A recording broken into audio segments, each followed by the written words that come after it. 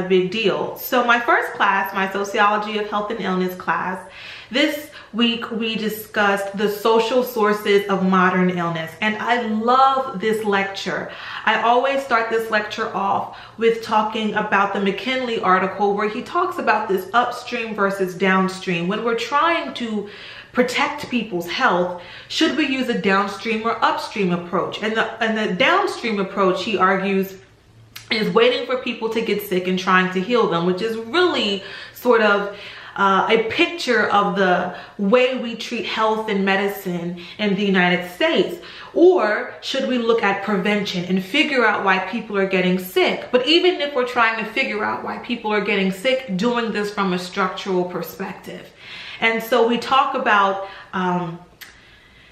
how most Americans are dying from chronic illnesses, and how although individual behaviors are attached to those statistics. So in terms of type 2 diabetes, there is an individual who is putting food into their mouths, maybe too much of the wrong foods or whatever the case may be. So there is this individual agency, a person is doing something. But we have to contextualize their behavior in the larger social structure and understand that we live in a society that A, makes it really easy to eat unhealthy, B, makes it really difficult to eat healthily, especially if you're low income. And so we talked about the ways in which our society has manufactured illness, how the tobacco industry, how the alcohol industry, how our culture around food, how we have this society that is in so many ways encouraging us to engage in unhealthy behaviors. And I love this lecture because I use lots of images. I use advertising. I talk about Mad Men, but it helps my students because I think with these concepts, they can be very high level concepts, very abstract concepts, and difficult for them to see, as opposed to if we look at the way alcohol is presented in our society. So we look at alcohol advertising, we look at alcohol in popular media, and we see how we are just inundated with not only you should be drinking, but you should be drinking a lot. And to excess. It's not just drinking that our society encourages. It's drinking to excess that our society encourages. And it's so great because my students get really invigorated, I think, because they see the connection between what we're talking about in class and what they live in their real life. And it's funny how honest they can be, and this group has been very honest. One girl, talked about how when you leave the house to go to the bar, you go to get effed up, And we talked about pre-gaming, and we talked just about how our society is very much an unhealthy society and has these unhealthy values. And then we sort of connected that to mortality. Excuse me, I just had a quiche and it was delicious, honey.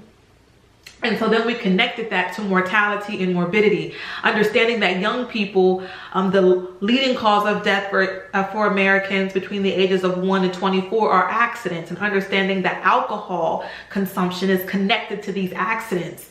And so then understanding, well, if you're living in a society which makes alcohol seem super fun, but then they say that you can't do it, it makes you want to do it. And then you're in a society that says, well, if you're going to drink, you better drink a lot. And here are all of these images of people constantly drinking too much. I mean, we have The Hangover, that movie, which I love. You won't ever see me say, I don't think The Hangover is hilarious. But again, right, it's this idea of normalizing, and not only normalizing, but minimizing the seriousness of such detrimental pathological behavior, and then connecting that to American health overall. And it sort of helps paint this picture in terms of if we want to see changes in mortality, in morbidity, and health outcomes, should we take an individual perspective or should we look at the structure? Is it enough to take an individual perspective? Is it enough to say you shouldn't smoke, you should drink, you should eat healthy,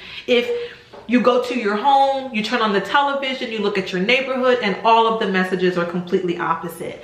And so it's always nice to do this lecture because you sort of see the light bulb come on above your students' heads, where they realize, God, like everything I have been seeing has been encouraging me to do poor health type of behaviors, and I'm making those connections and I get it now. And it's crazy how insidious and innocuous advertising is, media is, social networks are in encouraging me to engage in behaviors that data tells us, evidence, science tells us is bad for my health. So it's really great, and this is a good groundwork sort of lecture because it